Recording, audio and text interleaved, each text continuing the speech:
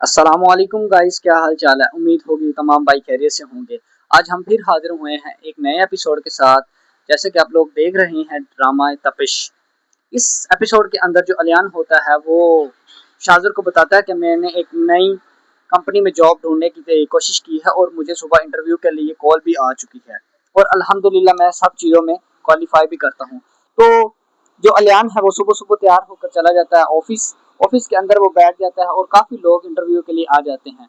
तो जो प्यून होता है वो एक एक करके सब लोगों को अंदर बुलाना शुरू कर लेता है और अलियान को नहीं बुलाता। लास्ट पे जब तकरीबन टाइम काफ़ी ज़्यादा हो जाता है तो अलियान पूछता है कि भाई मुझे नहीं बुलाओगे। तो आगे से प्यून कहता है कि आप बैठे रहो, हम आपको बुलाएंगे। उसके बाद सब लोगों का इंटरव्यू खत्म हो जाता है और अलियान अभी भी बैठा रहता है। प्यून आता है और उससे कहता है कि भाई आप कैसे बैठे हो। आगे से अलियान कहता है कि आप लोगों ने हमारा इंटरव्यू ही नहीं लिया, मैं इस वजह से बैठा हूँ। आगे से प्यून कहता है कि भाई इंटरव्यू तो खत्म हो चुका है, सिलेक्ट करना तो उसको सिलेक्ट भी कर लिया है। आगे से जो अलियान होता है यार वो कहता है कि मैं मैनेजर से बात करूंगा, मैं ऐसे नहीं जाऊंगा, आप लोगों ने मेरे साथ ज्यादती की है। आगे से प्यून कहता है कि हमने कौन सी ज्यादती की है, जो मालिक को पसंद आए उन्होंने रख लिया, अब आप जा सकते हैं। इसी बात पे झगड़ा करते करते आगे से मैनेजर आता है तो मैनेजर पूछता है कि किस बात का हंगामा कर रहे हैं। तो आगे से प्यून कहता है कि सर देख लें कि ये इंटरव्यू के लिए आए थे तो आप लोगों ने इंटरव्यू के लिए बंदा रख लिया है, तो अब जो ये जा नहीं रहे। तो आगे से मैनेजर कहता है कि भाई हमने बंदा चॉइस कर लिया है तो आप जा सकते हैं। तो अलियान कहता है कि आप लोग गरीब आदमियों का टाइम वेस्ट करें। तो आगे से जो मैनेजर है वो कहता है कि अगर आपका टाइम वेस्ट हो रहा है तो आप जाते क्यों नहीं है। मैनेजर होता है वो कहता है कि प्यून को कहता है कि इसको धक्के मार के बाहर निकाल दो। तो प्यून उसको पकड़ता है बाजू से, उसको धक्के मार के बाहर निकाल देता है अलियान को। और अलियान वहां पर जमीन पे पड़ा देख रहा होता है और वापस घर आ जाता है। अब बात करते हैं माज और शिफा की। माज और शिफा बड़ी ही बेरुखी के साथ एक दूसरे के साथ पेश आते हैं। जो माज है वो शिफा को ताने देता है कि तुम्हें पता है कि तुम्हारे भाई ने शादर से घर ले लिया, उसी घर में वो रह रहे हैं जो शादर ने उनको खरीद के दिया है। बहन कहती है कि मैं उस शादर का कोई एहसान नहीं लेना चाह रहा, और भाई है वो एहसान पे एहसान लेता जा रहा है। ये कैसा खानदान है आप लोगों का। वहां पर जो होती है शिफा होती है वो रोना शुरू कर देती है और चुप करके बैठ जाती है। तो थोड़ी देर के बाद शादर आता है वहां घर और उस जो माज की बहन होती है उसको कहता है कि आप मुझे अपने हाथों से कॉफी पिलाओ और मैं यहाँ पर मंगनी की डेट लेने आया हूँ। वहां पर उसकी बहन होती है वो जाती है कॉफी के लिए और वहां पर जो शादर बैठ जाता है। बाहर से शिफा आती है तो उसको देखकर शादर खड़ा हो जाता है, उससे बात करना शुरू कर देता है और उसको कहता है कि मैं तुमसे बहुत ज्यादा प्यार करता हूँ और मैं तुम्हारे बगैर जिंदा नहीं रह सकता और मैं तुम्हें हासिल करके ही रहूंगा। इस बात पर जो शिफा होती है वो आगे से गुस्से का इजहार करती है और कहती है कि मैं तुमसे प्यार नहीं करती हो, तुम मेरी जिंदगी से दूर चले जाओ, तुम्हारी वजह से मेरे जिंदगी में पहले ही बहुत ज्यादा मसले हैं। वो ऐसे ही बातें करते करते जो शिफा होती है वो उसकी बातों को रिकॉर्ड करना शुरू कर देती है। जो शादर होता है वो उससे मोबाइल छीनने की कोशिश करता है तो उसकी जो अम्मा होती है मास की वो देख लेती है और वहां पर आ जाती है। जल्दी से शादर जो है वो उसका फोन फेंक देता है शिफा को और उसको कहता है कि देख लेंगे मेरे साथ इस तरह के हाथापाई पे उतर आई है।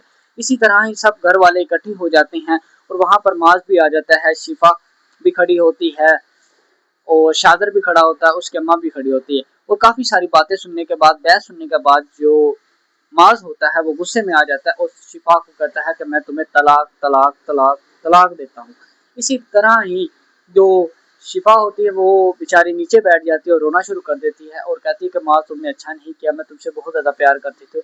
ये सब इस आगे से जो शादर होता है वो बड़ा खामोशी का इजहार करता है और कहता है कि आप देख लें कि मैं उस पर ये इल्जाम लगा रही। वहीं पर अलियान वो आ जाता है अपने पप्पू के घर और वहां पर माज उसको कहता है कि अपनी बहन को मेरे साथ मेरी आंखों से दूर कर लो, मैं इसके साथ अब रहना नहीं चाहता। तो अलियान बातें करनी शुरू करता है और कहता है कि मेरी बहन ऐसी नहीं है, तुम लोग मुझ पर गलत इल्जाम लगा रहे हैं। वहां पर जो होता है अलियान वो कहता है कि पप्पू आप इस तरह ना करें, मगर माज कहता है कि मैं उसको तलाक दे चुका, अब आप अपनी बहन को अपने साथ ले जाएं वापस घर। तो इसी के साथ ही जो माज होता है वो कहता है कि अपनी बहन को ले जाओ। अलियान कहता है कि मैं तुम्हें जान से मार दूंगा। इसी तरह ही माज की माँ कहती है कि आप ले जाओ, पता नहीं कौन सी मनहूस घड़ी सी जब मैंने इस बदकिरदार लड़की को अपने घर की बहू बनाया। तो वहीं पर जो अलियान गुस्से में आता है और माज की तरफ हाथापाई के लिए उतरता है तो वहां पर लोग उसको छुड़वा देते हैं। तो आगे से उसकी अम्मा कहती है कि ये देखें मीसनी बैठी हुई, ये मीसनी अब अपने घर क्यों नहीं जाती, क्यों हमारे घर में खून खराबा करना चाह रही है। वहीं पर जो उसकी माज की अम्मा होती है वो शिफा का हाथ पकड़ती है और बाहर लेके आती है और उसको उसके भाई के हवाले कर देती है। और वहाँ पर जो उसका भाई होता है वो उसको लेता है अपने साथ और घर वापस ले आता है।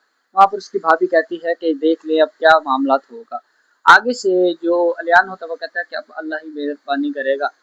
जब शाम का टाइम होता है तो शागर आ जाता है अलियान के घर और कहता है कि मुझे नहीं पता था, मुझे बहुत अफसोस है कि जो भी शिफा के साथ हुआ है।